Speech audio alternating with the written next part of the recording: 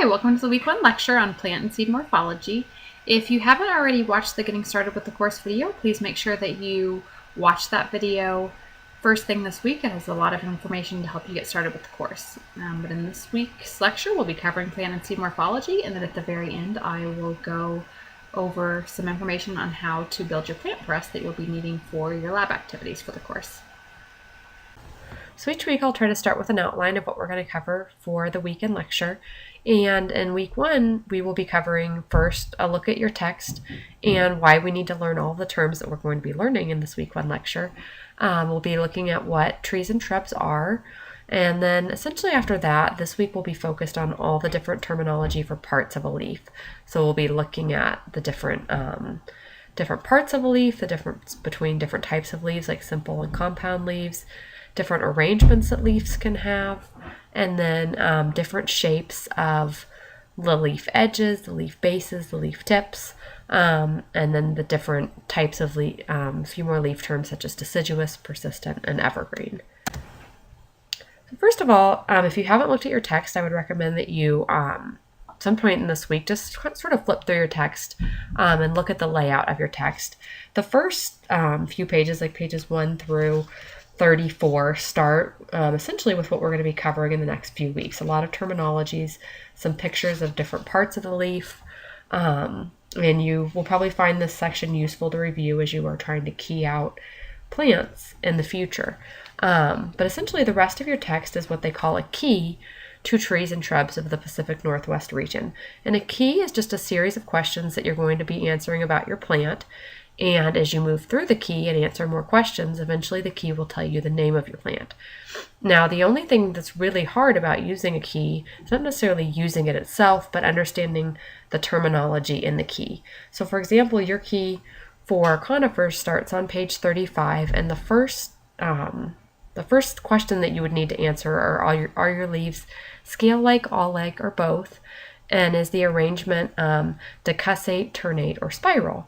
Now, chances are that you don't know exactly what these terms mean, or you don't know at all what they mean. And that's why these first few weeks of the course will really be focusing on a lot of terminology. And so there's going to be a lot of new words, and the goal here really isn't to memorize what the words mean, but to have a reference place that you know that as you're going through the key, that you can come back to the lecture here and understand what those terms mean, or that you can look up in your textbook or your key here and find out what those words mean. So at least you will have covered them, heard the terms before, so when you're trying to work through your key, you have a little bit of a clue of what these words mean. So since the title of our course is Tree and Shrub Identification, it's a good idea when we start out to have a definition of what exactly a tree and a shrub is. And it may seem pretty simple for you to look out and look at something and tell what a tree and a shrub is exactly. But this next slide will cover some of the details on what exactly scientifically a tree and a shrub is. So first off, when we look at plants, there's two different types of plants. There's non-vascular plants and vascular plants. And non-vascular plants are things like mosses, and they don't have transport tissues, which we see in the vascular plants. So in vascular plants, we have this series of transport tissues, sort of like veins in your body that transport nutrients, and they're tubes, and they transport water and other nutrients. And these are most of the things that you typically think of as a plant. And again, non-vascular plants like mosses do not have these transport tissues. And they call these transport tissues in vascular plants xylem and phloem. Now, vascular plants, if you look at just vascular plants, those can again be broken into two categories. And those are types of plants that do not produce seeds and those that do produce seeds. And a fern would be an example of something that does not produce a traditional seed. It has spores, which are a little bit different. And then, so if you go on and continue looking at seed-bearing plants are again broken into two categories. And we will be looking at both these types of plants in this class. And these are angiosperms, which are plants that make flowers. And this includes a majority of plant species, everything from lilies to maples. And as well, the other type of seed-bearing plant are gymnosperms, which are the conifers. And these are plants that have cones or cone-like structures like pines, firs, and junipers. So essentially, scientifically, what a tree and a shrub is it's a vascular plant that has seeds, and it may be a gymnosperm or an angiosperm. So let's look specifically now at what trees and shrubs are. So we know that trees and shrubs are vascular plants, and vascular plants can be put into several different categories, including grasses, forbs, shrubs, and trees based on their size. Now, we won't really be talking about grasses and forbs too much in this class, but essentially grasses are smaller to mid-sized plants with long, narrow leaves and jointed, usually hollow stems. Forbs are a lot of the small, sometimes flowery plants that you see on the ground. They're typically smaller, they have broad leaves, they're usually not woody at all, so the stems, when you look at them, are not woody, and they typically have showy flowers. Now in this class, we will be talking a lot about trees and shrubs, and shrubs are typically mid-sized plants with several woody stems. So if you look at the stem, it has a woody look to it versus just a very green look to the stem. And then trees are typically larger sized plants with a woody trunk, so one large stem coming up. These are generalizations. Plants don't always fit perfectly into these categories, but it's nice to sometimes categorize plants, so when we're trying to describe them, we have some terms that we can use to describe them. So to summarize here, trees and shrubs are vascular, seed-bearing, usually mid to large-sized woody plants. For the rest of this lecture, we'll focus on leaf morphology, which are just the terms and characteristics of leaves that we need to know to help us identify and key out plants. So this includes things such as leaf parts, the composition of the leaves, the arrangement of the leaves, shapes, textures, surfaces, margins, apex or tip, base of the leaf, and the persistence of the leaf. So at this point, you should just be skimming through the terms and pictures to make sure you understand them. As I mentioned, no need to actually memorize them at this point, but you'll become probably much more familiar with these terms as you begin to key out the plants. So first we'll go over the parts of a leaf, and these parts are listed in your book on page 8. This is just a different picture to give you a different point of reference.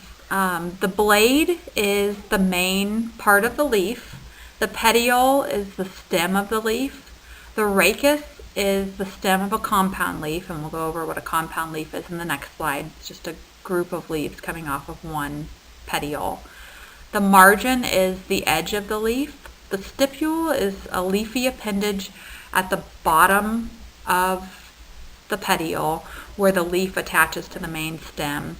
And stomata are pores or little holes on the surface of the leaf. Leaf composition refers to whether there is one leaf attached off the main stem or multiple leaves attached at a point on the main stem. A simple leaf has one leaf on the petiole or the stem attaching to the main stem of the plant, and a compound leaf has more than one leaf on each petiole, and each of these leaves is called a leaflet. There is palmately compound and pinnately compound, and palmately compound leaves mean that all the leaflets attach at the same point on the stem, and in a pinnately compound leaf, the leaflets attach at different points on the stem.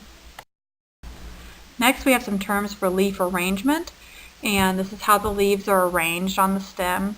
You have alternate, opposite, or whorled. In alternate arrangement, the leaves attach at different points along the main stem. Opposite leaves attach opposite each other, so at each point where you see a leaf, there's a leaf on the opposite side of the plant. And in a whorled arrangement, there are 3 or more leaves attached to the same point on the stem.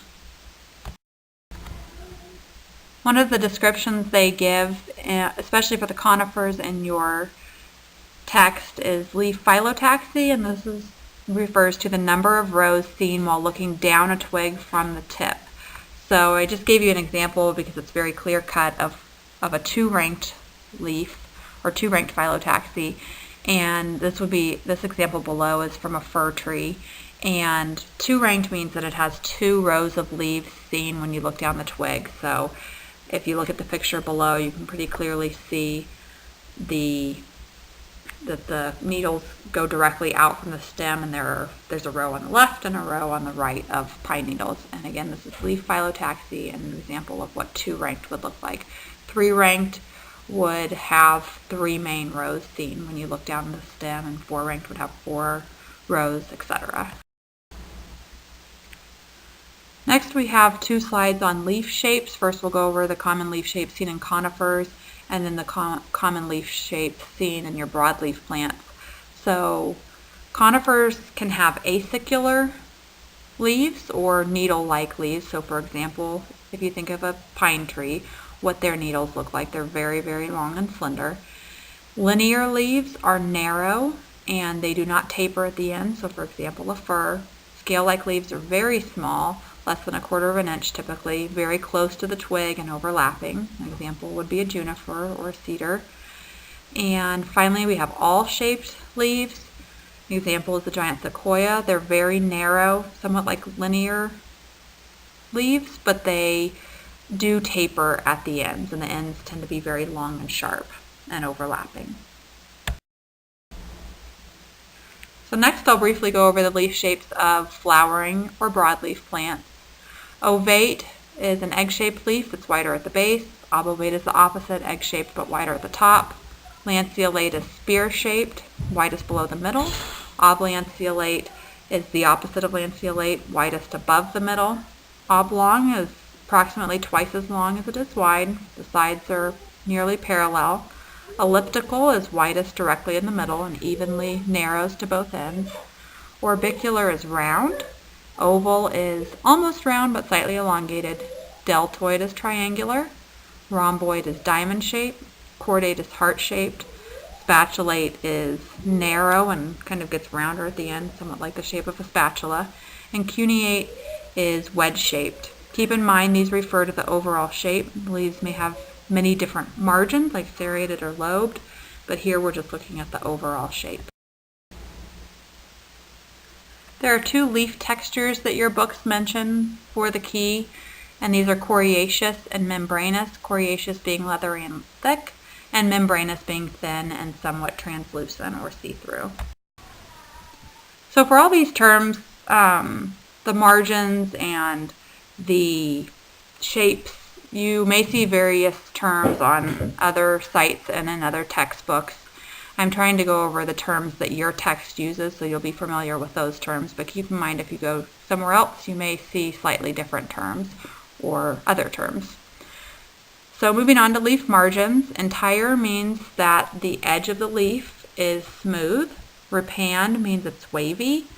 Serrate means sharp with the teeth pointing upward toward the apex or the tip of the leaf, as opposed to dentate over on the right-hand side of the screen, which has sharp teeth that are pointing out. Doubly serrate is sharp teeth on top of the sharp serrated teeth. Crenate means it has rounded teeth. Doubly crenate means it has rounded teeth on top of the rounded teeth. Dentate we just covered.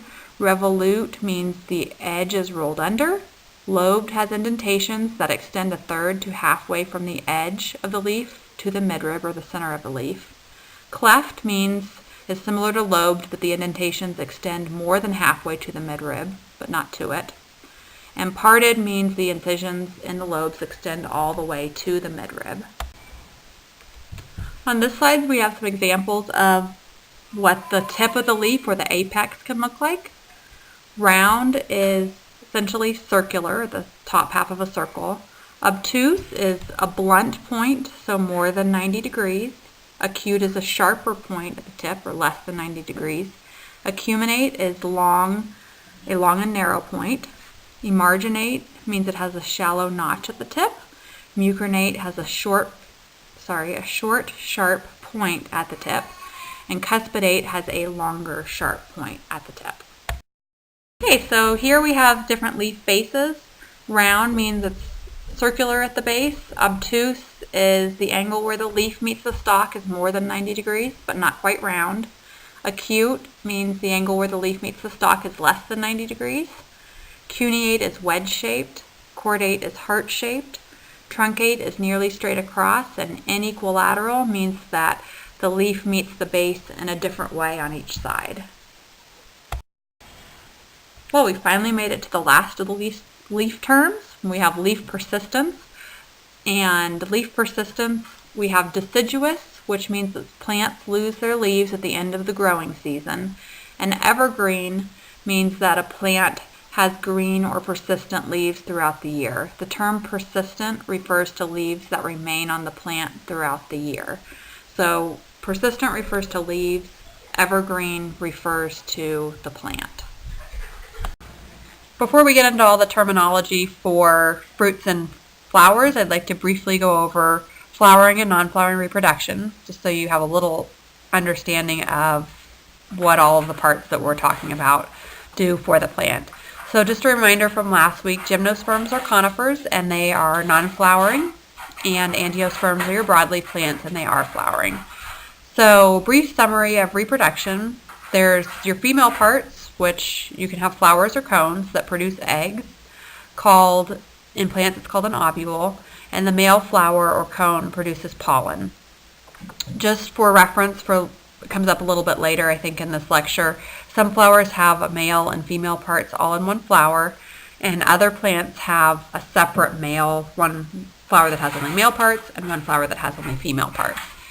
So male pollen will reach a mature female egg, and if the male pollen reaches the egg gets fertilized and becomes a seed.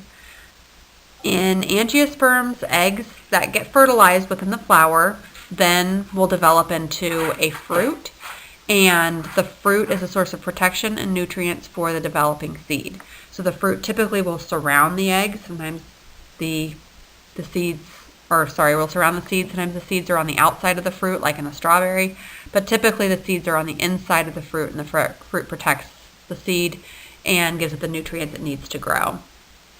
In gymnosperms, the fruit of most gymnosperms is called a cone. There are a couple different types of gymnosperms fruits that we'll go over later, but the eggs and seeds are typically contained within the female cone. So the cone is what's protecting the egg, or once the egg gets fertilized, the seed.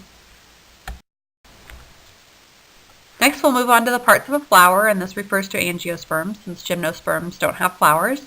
So first we have the pistil, and this is the female parts of the flower. The pistil contains the ovule or the eggs, which becomes the seed when it gets fertilized, and the pistil also contains the ovary, which is the outside area, and the ovary becomes the fruit when it gets fertilized. The stamen is the male parts, and its job is to produce pollen.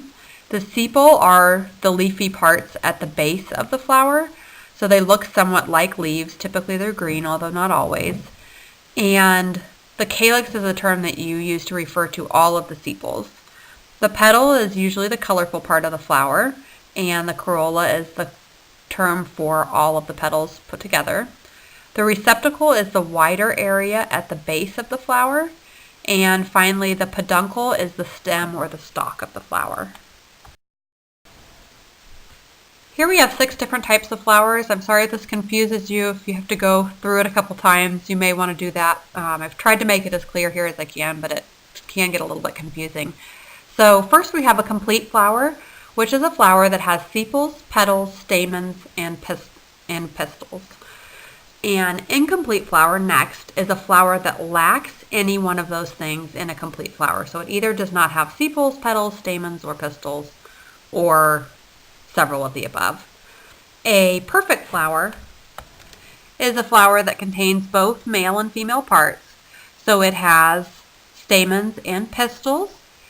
It could be lacking sepals or petals, or it could have sepals and petals. So as I've mentioned there on the right, all complete flowers are perfect because they have stamens and pistils. They have male and female parts. But not all perfect flowers are complete, because a perfect flower could be lacking some part other than stamens and pistils.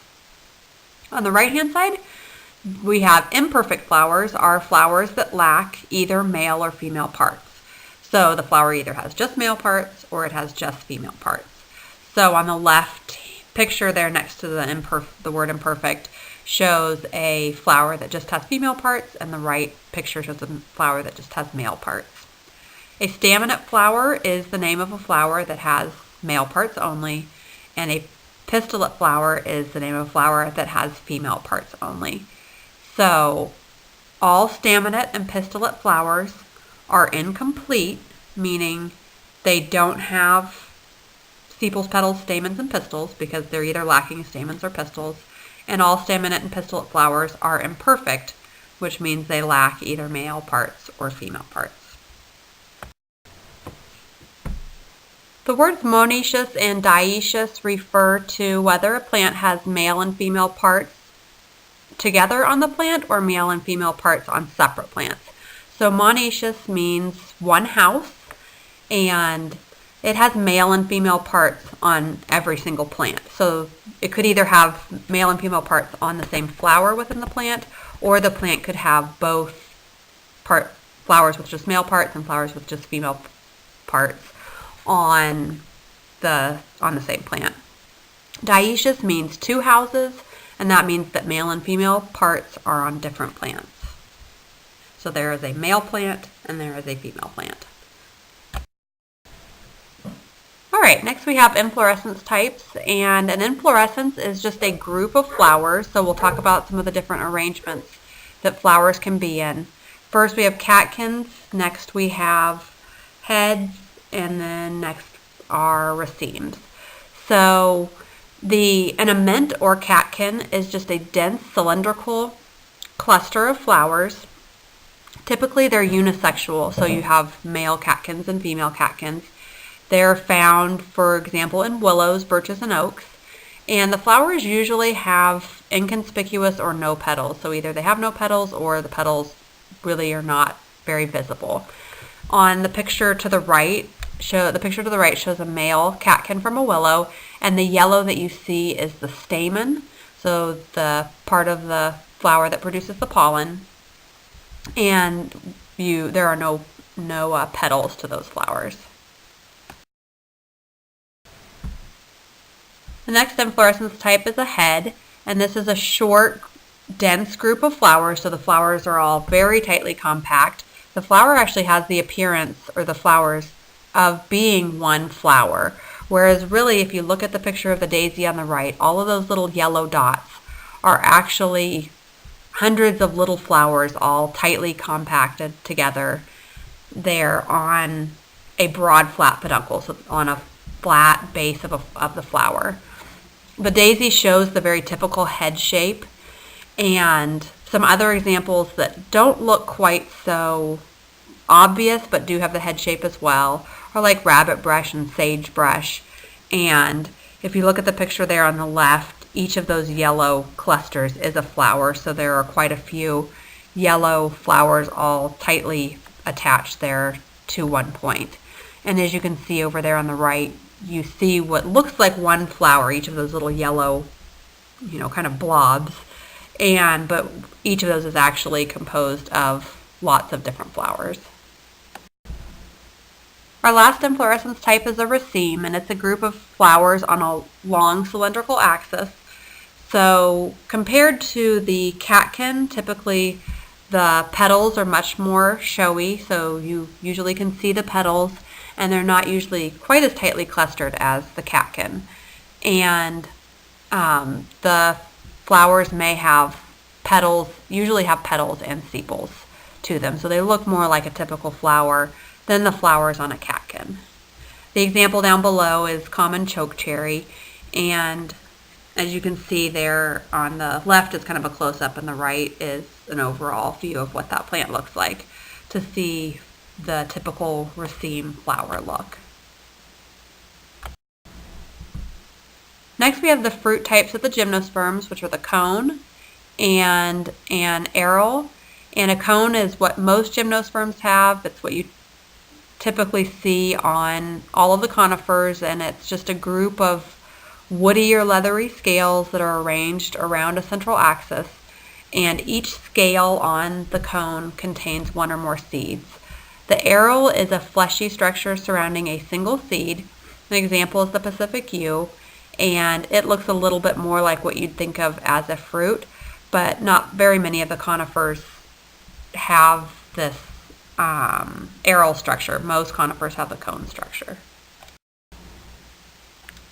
If you take one of the individual scales of a conifer cone, it has some different parts on it that we'll cover here.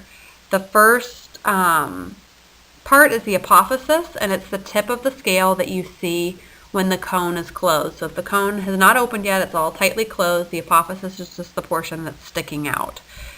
It's labeled in the picture below. I put the same picture down twice, one labeled and not labeled, just so you can see the parts a little more clearly on the picture on the right without having lines all over it, just in case that helps you to see those parts a little more clearly.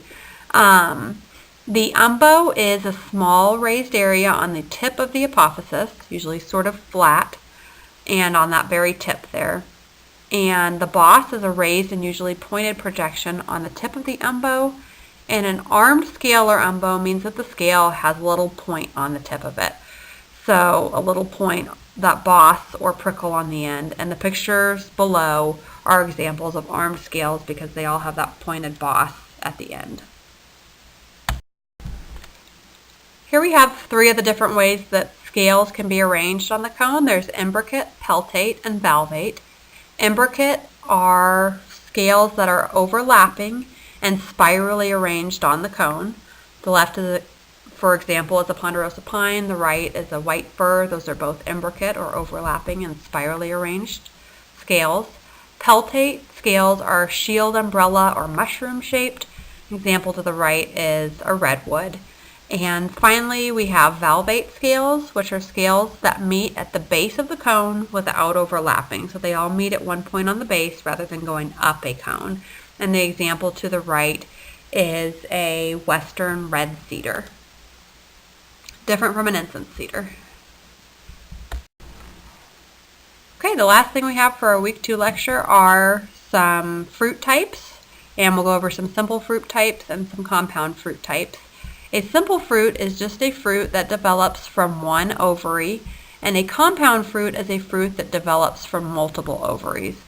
So really, compound fruits can be aggregate fruits or multiple fruits. An aggregate fruit is where one flower has several separate ovaries which merge when the fruit forms. An example is the blackberry, and each little ball or bump that you see there was from a different ovary, but all of those ovaries were located within one flower.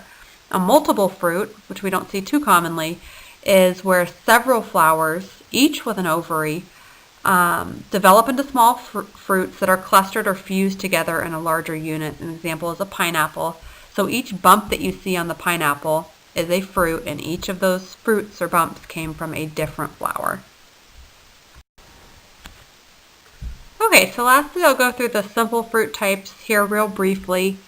First of all, there's your dry fruits and your fleshy fruits, and within dry fruits there's dehiscent and indehiscent. Dehiscent meaning they break apart at maturity naturally, and indehiscent means they don't break apart naturally at maturity. So achenes are don't break apart. They have a single seed located usually within a harder outer coating like sunflower. Samara is winged, and a nut is just hard and dry, usually a single seed. Your dehiscent fruits, examples of those are legumes, follicles, and capsules. And this kind of depends on how they break apart. Legumes break apart into 2 pieces. Follicles break apart just along one line and kind of open up. And capsules usually come from more than one carpel. So lastly, for your fleshy fruits, you have a pome, a berry, and a drupe. And pomes come from a compound ovary. So there's basically multiple seed chambers within the ovary, and it has that typical core that you think of on the fruits when you eat a fruit and you have the core left over. A berry comes from a single pistil, or that tube coming up from the ovary, the female part, and has several seeds inside, for example, a tomato. And lastly, a drupe is fleshy, and the inside, it has that stone. They're kind of your stone fruit. So on the inside, there's sort of that hard region that is indehiscent. It's not going to break open very easily. And an example of this is like a peach or an almond. And when you do break it up inside, it has that seed inside. And so that almond would be like the seed inside, on the very inside of that structure.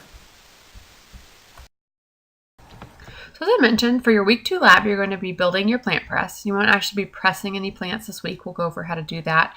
And in future weeks.